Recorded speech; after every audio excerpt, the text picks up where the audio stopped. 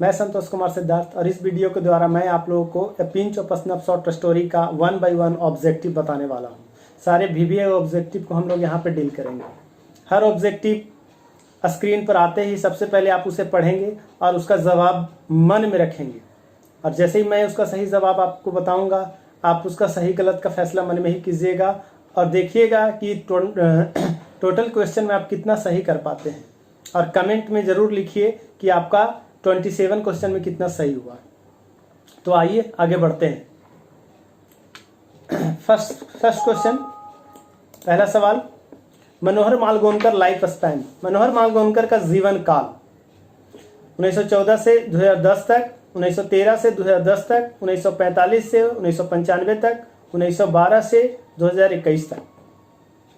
तो इसका सही जवाब ऑप्शन बी 1913 टू 2010, यानी इनका जन्म 1913 में तथा इनकी मृत्यु 2010 में हुई। हम लोग इसे याद रखेंगे बाई डेट। 12 जुलाई 1913 के इनका जन्म मुंबई में हुआ तथा 14 जून 2010 को मृत्यु इनको उत्तराखंड में हुई। Next, Nanu Kaka was the narrator's. नानू काका नरेटर्स के कौन थे? यहाँ नरेटर कहने का तात्पर्य हमेशा होगा इस कहानी के लेखक, इस कहानी के ऑथर। जो ऑथर अपने ही शब्दों में लिखे हैं, अपनी जुबान से, उसमें खुद अपना कैरेक्टर है उनका। तो यहाँ पे मनोहर मालगोनकर के नानू काका कौन थे, रिलेशन बताना है। तो option A maternal uncle, option B father, option C mother, option D brother. सही जवाब ऑप्शन ए मैटरनल अंकल यानी मामा थे। Next, a pinch of snuff is written by. A pinch of snuff किसके द्वारा लिखा गया? एक चुटकी सूंघनी यानी एक चुटकी खैनी किसके द्वारा लिखा गया है? यह हमेशा अपने साथ एक सिल्वर का चिनौटी रखा करते थे और जब भी थोड़ा सा टेंस होते थे एक चुटकी खा लिया करते थे। ऑप्शन ए इसके लेखक doctor Zakir Hussain, option B Manohar Malgonkar, option C H.E. Bates, option D German Grey. तो इसका सही जवाब ऑप्शन बी मनोहर मालगोनकर, क्योंकि हम लोग बहुत अच्छे से जानेंगे कि डॉक्टर जाकिर हुसैन ने एक स्पीच लिखा है भारत इज माई होम, और H.E. वेट्स ने एक शॉर्ट स्टोरी ही लिखा है जिसका नाम है द अर्थ, और जर्मन ग्रीन लिखे हैं एक ऐसे लिखे हैं ए चाइल्ड इज बॉर्न। तो इसका सही जवाब option B Manohar Malgonkar. Next, which of the following is a short story. इसमें से कौन शॉर्ट स्टोरी है आपको चुनना है। Option A Bharat is my home, option B I have a dream, option C a pinch of snuff, option D a child is born. इसमें से सही जवाब कौन है?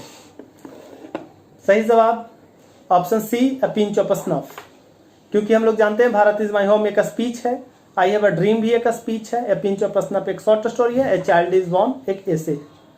तो सही जवाब ऑप्शन सी।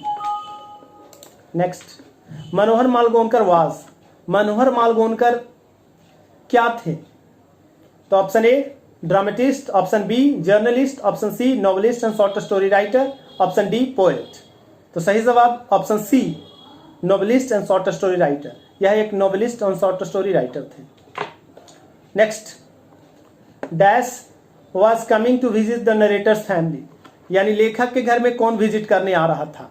कौन आ रहा था इनके घर में? तो इनके घर में कौन आ रहा था? ऑप्शन ए अंडर सेक्रेटरी आ रहा था, option B Sohanlal, option D minister, option D Nanu Kaka. सही जवाब नानू काका, क्योंकि अंडर सेक्रेटरी खुद ऑथर, नरेटर, लेखक मनोहर मालगोनकर हैं। सोहनलाल इनका फ्रेंड था, मिनिस्टर से मिलने इनके मामा आ रहे थे, Nanu Kaka. Next, the pinch of snuff is a. Pinch of snuff क्या है हम लोग शुरू से जानते हैं। Option A short story, option B drama, option C speech, none of this. तो इसका सही जवाब option A a pinch of snuff एक शॉर्ट स्टोरी है। ड्रामा तो आपके चैप्टर में ए मैरिज प्रपोजल है, और स्पीच जैसा कि मैंने बताया पीछे Bharat is my home, I have a dream, ये स्पीच है। Next, Nanu Kaka is the character of a story. Nanu Kaka किस कैरेक्टर के किस स्टोरी के कैरेक्टर हैं? तो the artist, option B a pinch of snuff, option C the artist, और option D none of this. तो इसका सही जवाब option B a pinch of snuff, क्योंकि द आर्टिस्ट का मेन कैरेक्टर सीबी है, सीबी है, और द आर्टिस्ट का मेन कैरेक्टर जॉनसन और बेंजी है। ये तीनों शॉर्ट स्टोरी है, लेकिन Nanu Kaka a pinch of snuff के करेक्टर है। Next, who road the a pinch of snuff? A pinch of snuff किसने लिखा? Option A Gandhi ji, option B H E. Bates, option C Manohar Malgonkar, option D none of this.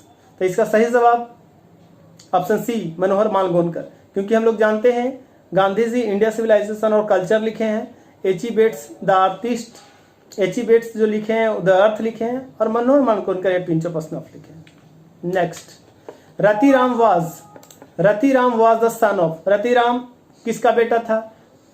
तो option B Sohanlal Ratiram.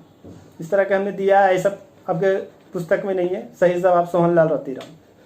Manohar Malgonkar is an writer, Manohar Malgonkar is an खाली स्थान writer. कहाँ के writer हैं? Australian है? बिल्कुल नहीं। अफ्रीकन है? बिल्कुल नहीं। इंडो एंग्लियन है? बिल्कुल सही। और इंडोनेशियन है? नहीं।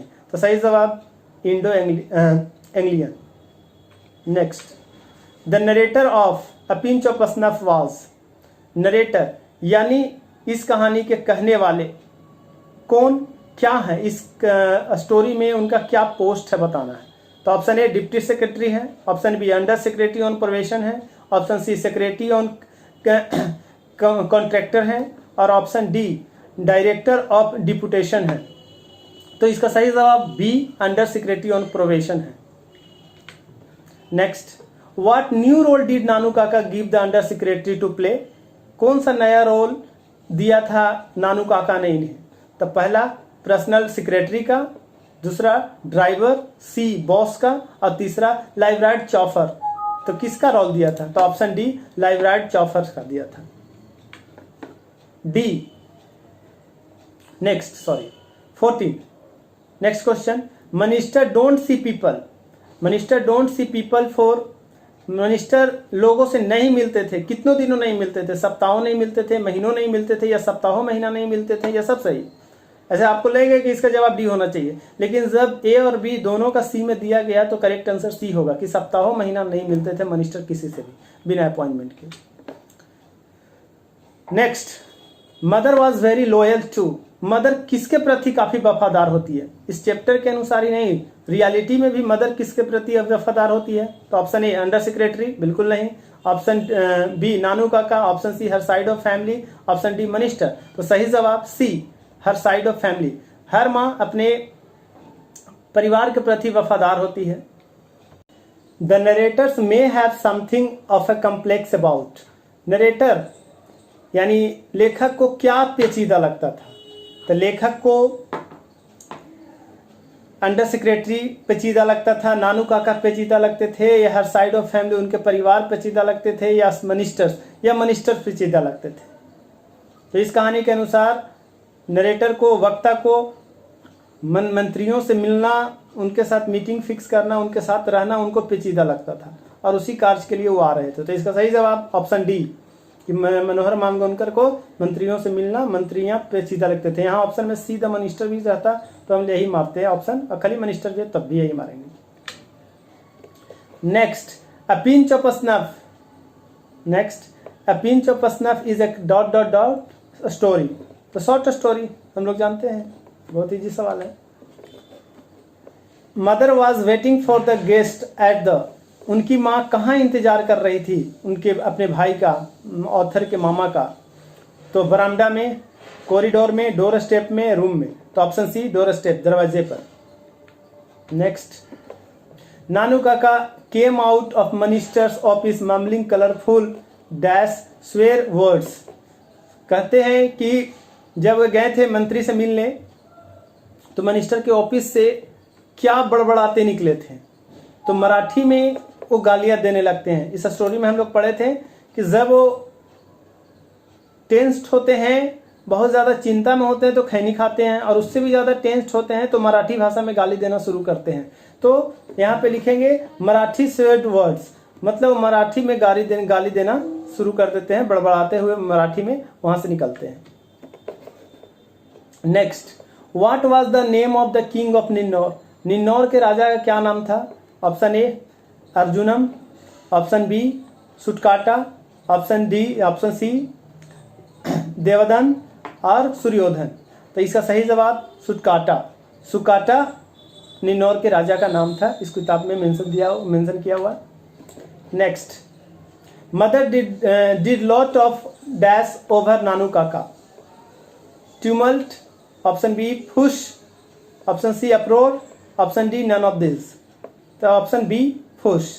ऐसे ट्यूमलेट का मतलब भी होता है कलह करना, यानी चिल्ला चिल्ला के बात करना, प्योर मतलब कलह करना, दोनों साइनोनिम्स है। और फुस का मतलब होता है हुड़दंग मचाना, आपस में मगन होकर बात करना, तो फुश। Next, Nanu Kaka gave a dash note to dhobi. धोबी को इन्होंने कितने रुपया का नोट दिया था? Option A 1 rupees, option B 2 rupees, option C 5 rupees, option D 10 rupees. तो इसका सही जवाब option B 2 rupees. Next, 23, in a linguistic emergency turn to his mother tongue. ठीक है, कहते हैं कि आपातकालीन समय में किस भाषा में बोलने लगते थे और कौन दूसरी भाषा, मराठी भाषा में बोलने लगते थे, यानी इमरजेंसी आपातकालीन समय में कौन अपनी भाषा को बदल देते थे? तो नानू काका, क्योंकि माँ तो ऐसी नहीं थी। तो ऑप्शन ए माँ, डायरेक्ट मैंने आंसर बता दिया, तो इसका D Nanu Kaka. The narrator's mother has install Nanu Kaka dash bedroom. Option A his, option B her, option C their, option D none of this. इसका सही जवाब होगा हिज।